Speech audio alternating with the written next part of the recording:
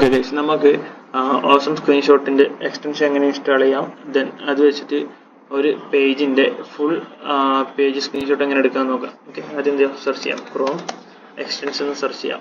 Okay, അതിൽ Chrome web store search ചെയ്യാം, means കാണുന്ന ലിങ്കിൽ ക്ലിക്ക് ചെയ്യാം. ഓക്കെ, ദെൻ ടോപ്പിൽ സെർച്ച് ചെയ്യാം awesome screenshots.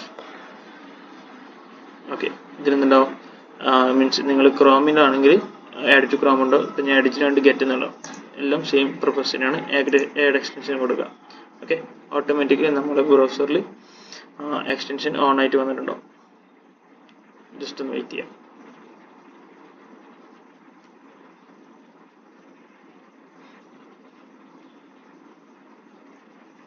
Okay, Chrome extension install ആയിട്ടുണ്ട്, ഓസം സ്ക്രീൻ ഇൻസ്റ്റാൾ ആയിട്ടുണ്ട്. ഇനി എന്ത് ചെയ്യാം, അതിന് നമുക്ക് ഇതിൽ വന്നിട്ട് പിൻ ചെയ്യാം. ഓക്കെ, ഇവിടെ പിൻ ചെയ്ത് വെച്ചിട്ടുണ്ട്. ഇനി നമ്മൾ വെബ്സൈറ്റ് ഏതാണെന്ന് വെച്ചാൽ അതിൽ ജസ്റ്റ് എന്ത് ചെയ്യുക, ഓസം സ്ക്രീൻ ക്ലിക്ക് ചെയ്യുക. ഇവിടെ ക്യാപ്ചർ എന്ന് പറഞ്ഞ ഓപ്ഷൻ ഉണ്ടോ, അതിൽ ഫുൾ പേജ് സെലക്ട് ചെയ്താൽ ഓട്ടോമാറ്റിക്കലി നമ്മൾ പേജ് ഫുൾ ആവും. ഓക്കെ, ഫുൾ പേജ് സ്ക്രീൻഷോട്ട് എടുക്കും. ഓക്കെ, ശ്രദ്ധിക്കണമെന്ന് വെച്ചാൽ ഈ ഫുൾ പേജ് സ്ക്രീൻഷോട്ട് എടുക്കുമ്പോൾ ആദ്യം തന്നെ നിങ്ങൾ ഈ പേജ് ഫുള്ളി ഒന്ന് സ്ക്രോൾ ചെയ്തിട്ട് ഫുൾ വ്യൂവിൽ കാണിക്കണം. അല്ലെങ്കിൽ ചില സമയത്ത് സ്ക്രീൻഷോട്ട് എടുക്കുന്ന സമയത്ത് ഈ ഒരു ഇഷ്യൂസ് വരും, പേജ് ലോഡ് ആയിട്ടുള്ള. ഓക്കെ, അതിന് പകരം ഫുള്ളി ഒന്ന് മൗസ് കൊണ്ട് സ്ക്രോൾ ചെയ്തതിന് ശേഷം ഓസം സ്ക്രീൻഷോട്ട് എടുക്കാം, ഫുൾ പേജ് കൊടുക്കാം. അപ്പോൾ ഓട്ടോമാറ്റിക്കലി നിങ്ങൾക്ക് ഫുൾ സ്ക്രീൻഷോട്ട് കിട്ടും.